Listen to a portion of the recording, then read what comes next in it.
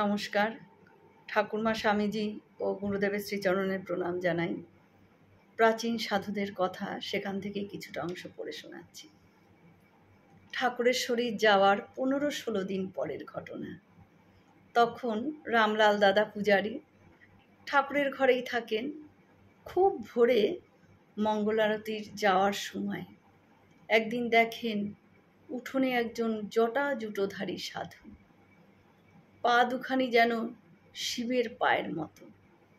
সাধু জিজ্ঞাসা করলেন, পরমহংস বাবাজি কোথায়? এরকম ব্যাকুলভাবে জিজ্ঞাসা করলেন যে তখন ঠাকুর শরীর রেখেছেন শুনলে তিনি হয়তো সব পাবেন। এই ভেবে রামলাল দাদা তাকে সেভাবে কিছু বললেন না। তিনি বললেন যে কালীঘরে গিয়ে বসতে।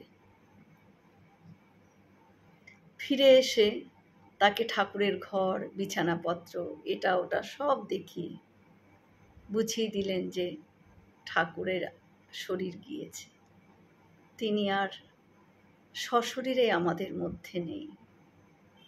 তা শুনে সাধুর হাউ হাউ করে কান্না। আমায় ডেকে ফাঁকে দিয়ে তিনি চলে গেলেন। আমি অযোধ্যা থেকে হেঁটে হেঁটে এসেছি, স্বপ্নে দর্শন দিয়ে আমাকে আসতে বলে তিনি চলে গেলেন। এই বলে তিনি আবার হাউ হাউ করে কাঁদছেন। তারপর সাধু উত্তর দিকের বারান্দার এক কোণে আসন করে বসলেন। ঠাকুর ঘরের মাঝে শিকে তখন প্রসাদ ঝুলত।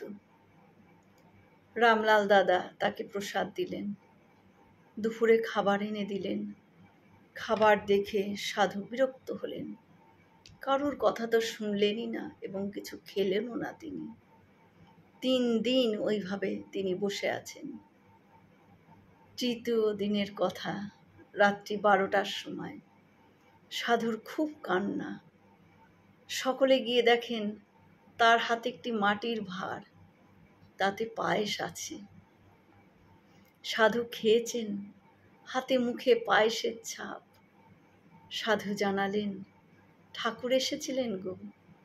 দর্শন দিয়ে তাকে বকুলতলার ঘাটে গঙ্গায় নিয়ে যান। গঙ্গায় দাঁড়িয়ে তাকে মাথায় গায়ে হাত বুলিয়ে দেন, আশীর্বাদ করেন। ক্ষুধার্ত দেখে একটি মাটির ভাঁড়ে পায়েসও খেতে দেন। এরপর তিনি অন্তর্হিত হন।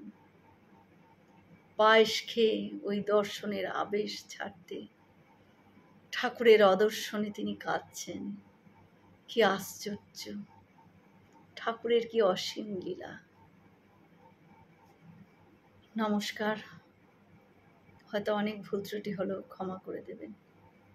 সকলে সুস্থ থাকবেন, ভালো থাকবেন। ঠাকুর মায়ের কৃপা দৃষ্টি সকলের ওপর বর্ষিত হোক। শুভরাত্রি।